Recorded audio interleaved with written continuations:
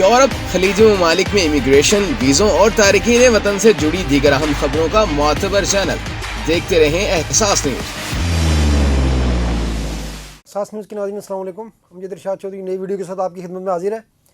آج ہم جو ویڈیو لے کر آئے ہیں وہ دو اچھی خبریں ہیں.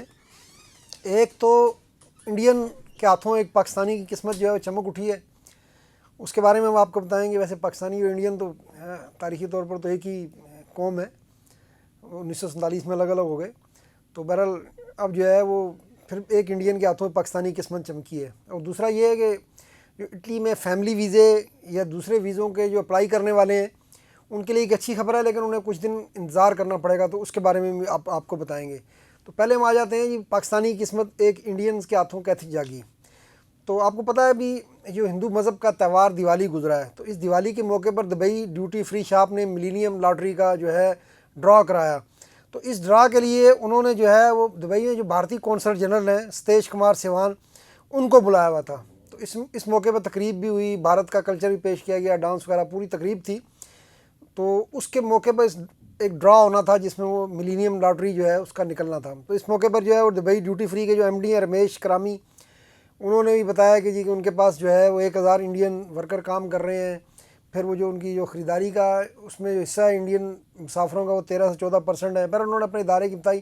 اور پھر جب قرآن اندازی ہوئی، جی ہاں $1 ملین کی، آپ اندازہ کریں کہ $1 ملین کی قرآن اندازی ہوئی. اور یہ قرآن اندازی کی بھارتی کونسل جنرل ستیش کمار سیوان نے. اور اس میں جو اس لاٹری کا ونر پایا وہ ایک پاکستانی خالد پرویز پایا. تو یہ ایک جو ہے وہ زبردست کام ہوا ہے ویسے کہ بھارتی کونسل جنرل نے قرآن اندازی کی اور خالد پرویز نامی پاکستانی کی جو ہے وہ اس قرآن اندازی نے قسمت جو ہے وہ بدل دی ہے. تو 1999 سے 26ویں لاٹری تھی، بڑی $10 لاکھ کی تھی. اور ابھی اس پاکستانی کی ظاہر $10 لاکھ بہت بڑی رقم ہے، اور اس پہ ان کی جو ہے وہ قسمت کھل گئی ہے.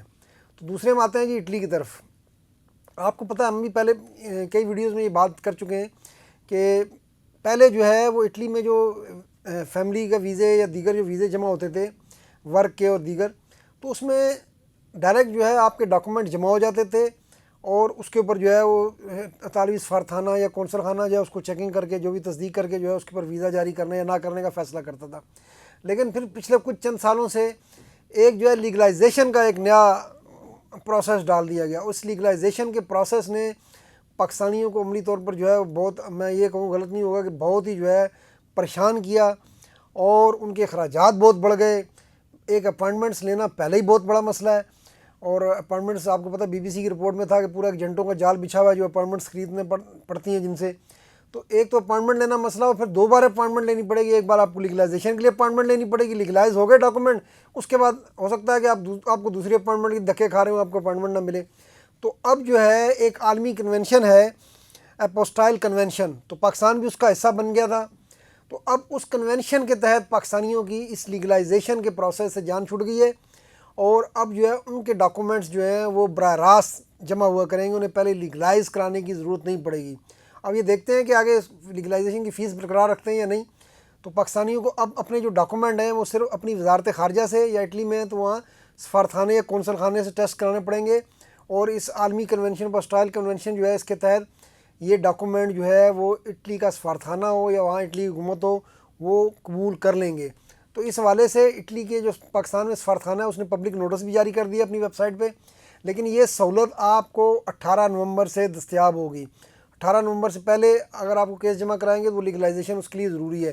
تو اس لیے میں مشورہ دوں گا کہ جن کے فیملی ری یونین کے کیس ہیں یا دوسرے کیس ہیں. اچھا ورک ویزا تو آپ کو پتہ ہے کہ پاکستان اور بنگلہ دیش سمیت کچھ ملکوں کا بھی رکا ہوا ہے. اس لیے اگر کوئی آپ کو کہہ رہا ہے کہ میں آپ کو اٹلی کا ورک ویزا دلوا دوں گا تو برائے مہربانی اس سے بچیں، کیونکہ اس وقت پاکستان اور بنگلہ دیش سمیت 3-4 ملکوں کے لیے ورک ویزے اٹلی نے ہولڈ کیے ہوئے.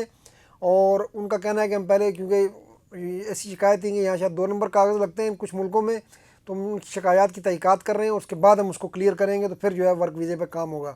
تو جن کے پاسپورٹ جمع ہوئے تھے، اطالوی سفارتخانے نے کہا ہے، ورک ویزے والوں کی بات کر رہا ہوں، تو وہ بھی اپنے پاسپورٹ واپس جو ہے وہ اپنی اس کوریئر ایجنسی جو ہے ان کی، اس کے ذریعے واپس وہاں جا کے ریکویسٹ کر کے واپس لے لیں، کیونکہ ابھی ان کے ویزے نہیں لگیں گے. تو ہاں پاسپورٹ وہاں رکھے ہونے کا فائدہ ہے نہیں.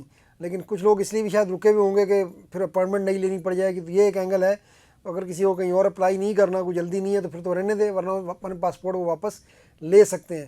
تو بہرحال اب یہ جو ہے جن کے باقی دوسرے ویزے ہیں، فیملی ریونین کے یا ایجوکیشن کے یا دوسرے، تو ان کے لیے میرا مشورہ یہ ہے کہ وہ 18 نومبر تک انتظار کریں۔ 18 نومبر سے اس پر عمل ہوگا، اور اس کے لیے پھر اب لیگلائزیشن جو ہے صرف آپ کو اپنی وزارت خارجہ سے کرانی ہوگی، تو اس کے لیگلائز کرا کے وہیں سے آپ جو ہے جمع کروا دیں گے۔ اطالوی سفارتخانہ جو پہلے لیگلائز کرتا تھا، بڑا لمبا پروسیس تھا، اس سے جو ہے وہ اب جان چھوٹ جائے گی۔